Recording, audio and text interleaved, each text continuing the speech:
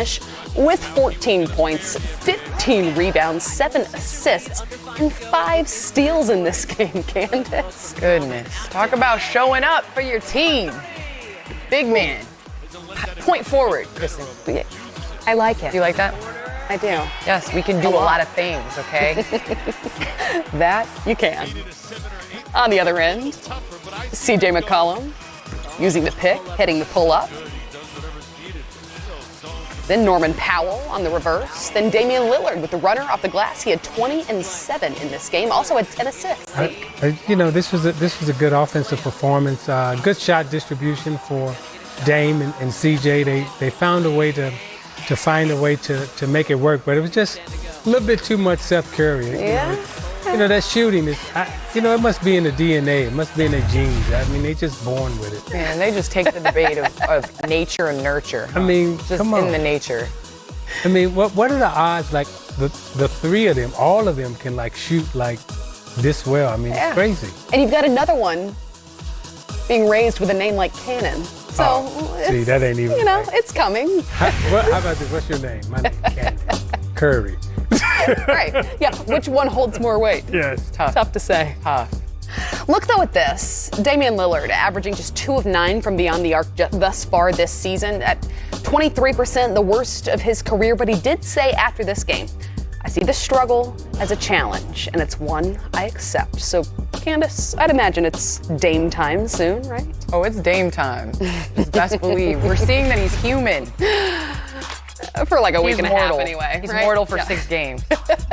LaMelo Ball and the Hornets hosting the Cavaliers, but Jared Allen off to a hot start, 15 points in the first quarter alone. I mean, he came out in the first quarter, set the tone, played with incredible tempo, high energy, and, Cleveland came out and played well the first half. 65-49, the Cavs lead.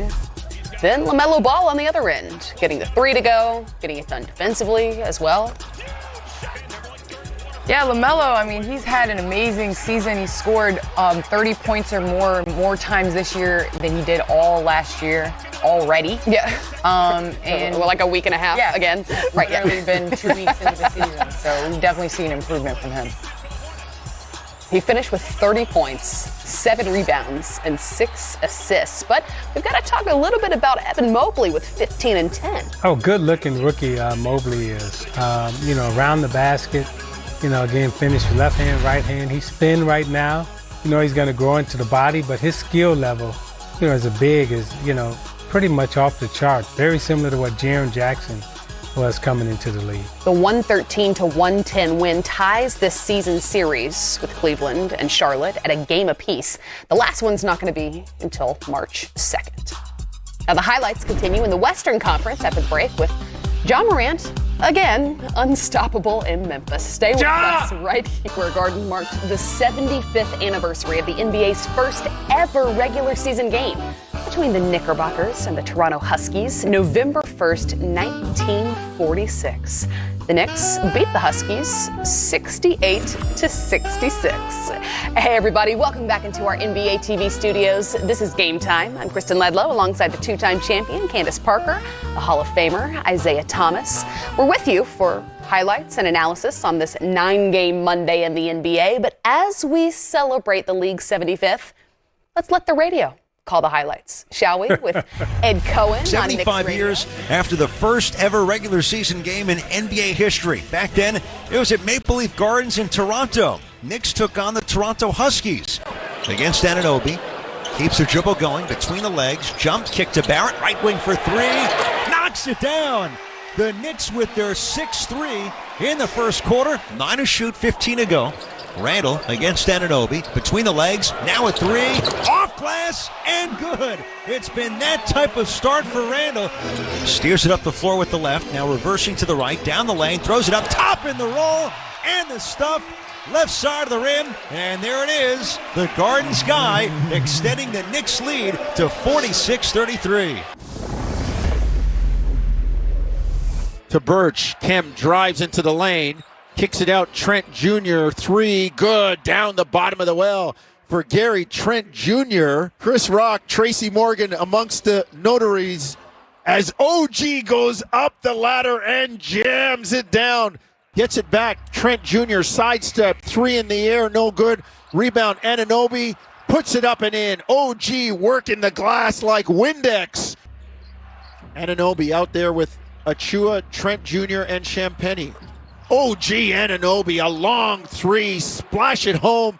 Down the stretch we come. 3:20 to go. Van Vliet, jumper good. A deep one from Freddie. Toronto goes to New York and takes a bite out of the Big Apple. That they did. 113-104, the final score. The Raptors on a 4-game streak with this comeback win at MSG, erasing a 15-point deficit against the Knicks. OG's 36, by the way, a career high. Our 3D, Dennis Scott, caught up with him. Take us through that defensive intensity you guys showed tonight to get this win. Just following the game plan, staying true to what we were doing in shoot around, being at the gaps, helping off like Randall, helping guys like that, and just being aggressive, going for the ball, trying to box out.